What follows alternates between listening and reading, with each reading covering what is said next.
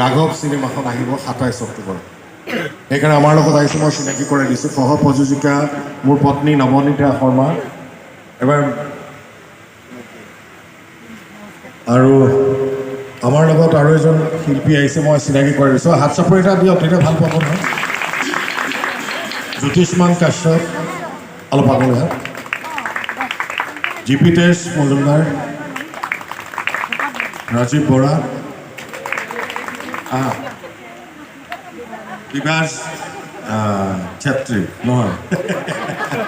আহিলোঁ আমাৰ জিলা আয়ুক্ত দেৱাশিষ শৰ্মা, মোৰ খুব ভাল বন্ধু, আৰু তেওঁ ক'লে যে, আৰু ময়ো ভাবিলোঁ যে মৰিগাঁও যিহেতু সাংস্কৃতিক ঠাই, তাত নিজৰ ছবিখনৰ কথা ক'ব পাৰিলে নিজৰে ভাল লাগিব। এতিয়া সকলো আহিছোঁ, পূজা মণ্ডপৰ মণ্ডপে আমি ৰাঘৱৰ টীম আহিছোঁ, মাৰ ওচৰত আশীৰ্বাদ লৈছোঁ, আৰু ছবিখন 27 অক্টোবৰত অসমৰ বিভিন্ন চিত্ৰগৃহত আহি আছে, সকলোৱে চাব আৰু যথেষ্ট সঁহাৰি পাইছোঁ আৰু যথেষ্ট আশাবাদী। আৰু মই এটা কথা ক'ব পাৰোঁ যে এই ছবিখন চাই মানুহে ভাল পাব। যিটো এটা অভিজ্ঞতা হৈছে 30-32 বছৰীয়া এটা জাৰ্ণি ৰত্নাকৰ পিছত, সকলোৱে আহক, ৰাঘৱ চাওক 27 অক্টোবৰ।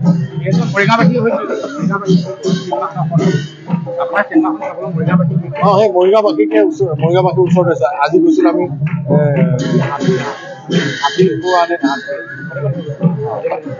তাত গ'লোঁ, গৈ বহুত মানুহ লগ পালোঁ। ফুটবল খেল আছিল তাত গ'লোঁ, তাৰ পৰা আহিলে পূজা মণ্ডপ, আৰু দুখন পূজা মণ্ডপত আমি মহাৰাষ্ট্ৰত আশীৰ্বাদ ল'লোঁ। মৰিগাঁওবাসী ৰাইজক অনুৰোধ কৰিম, ৰাঘৱ পৰিয়ালৰ ৰাঘৱ সকলোৱে আহক, ৰাঘৱ।